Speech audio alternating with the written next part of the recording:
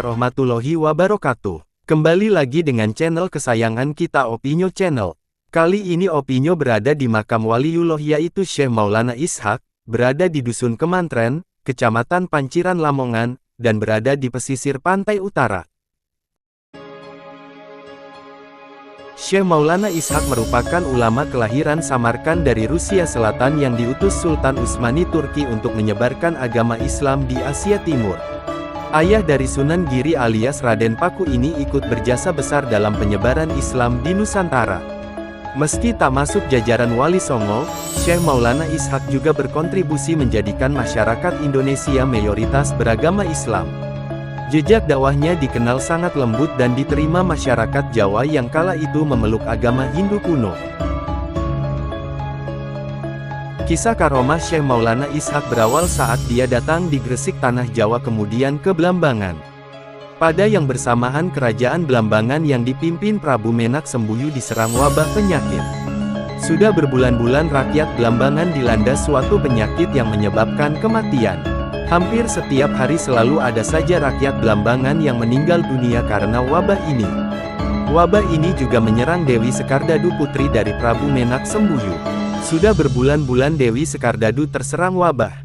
Sudah banyak dukun, tabib yang datang untuk menyembuhkannya, namun Dewi Sekardadu belum sembuh juga.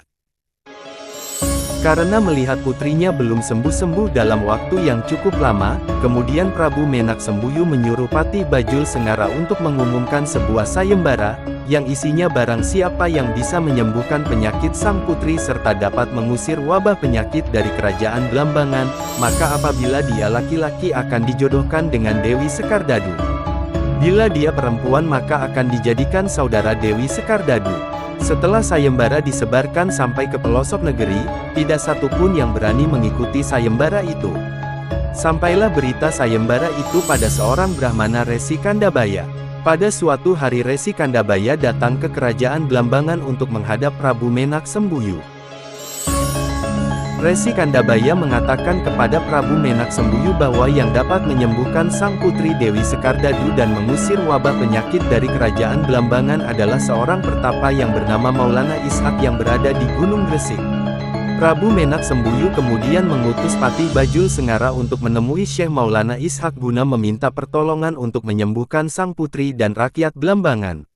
Maka berangkatlah Patih Bajul Sengara yang diikuti oleh beberapa prajurit. Mereka melakukan perjalanan dengan berkuda untuk menuju Gunung Gresik.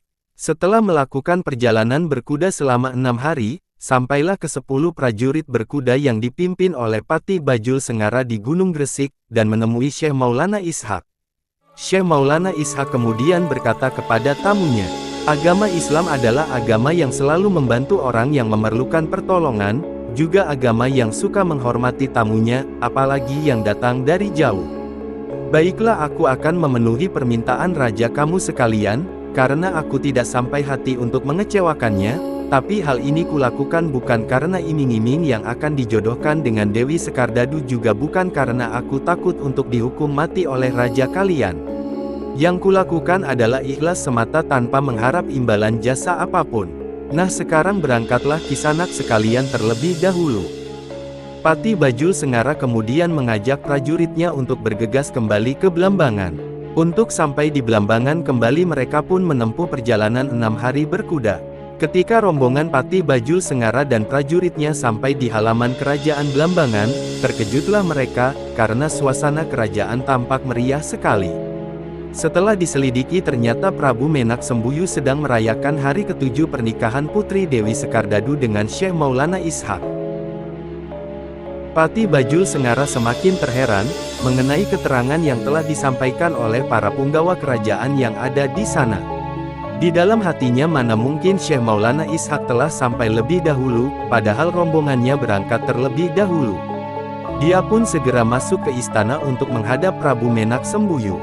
Setelah Patih di hadapan Raja Blambangan, sang raja bertanya, kemana saja kalian ini Bajul Sengara?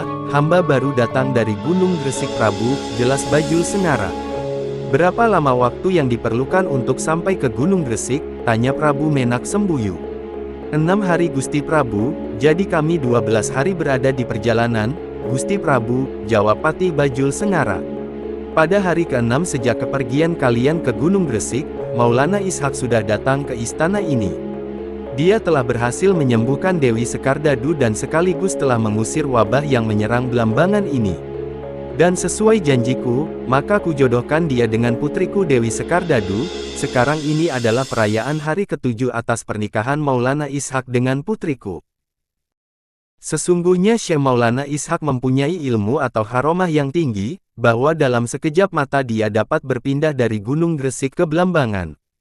Hal ini adalah karena kuasa Allah, bila berkehendak untuk menjalankan seseorang ke tempat yang sangat jauh dalam waktu sekejap mata, maka tidak ada satu kekuatan pun di jagat raya ini yang akan mencegahnya.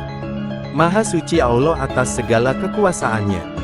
Kisah karomah, melipat bumi, sering dinisbatkan kepada Syekh Maulana Ishak saat beliau meninggalkan kerajaan Blambangan. Berkat ilmu laduni dan izin Allah, beliau mampu berpindah dari Blambangan, kini Banyuwangi, menuju Gresik dalam sekejap, mempersingkat jarak tempuh ratusan kilometer untuk menghindari pertumpahan darah dengan keluarga kerajaan. Itulah sepenggal kisah dan karomah Syekh Maulana Ishak, semoga bermanfaat dan menambah wawasan sahabat Opinio semuanya. Assalamualaikum warahmatullahi wabarakatuh.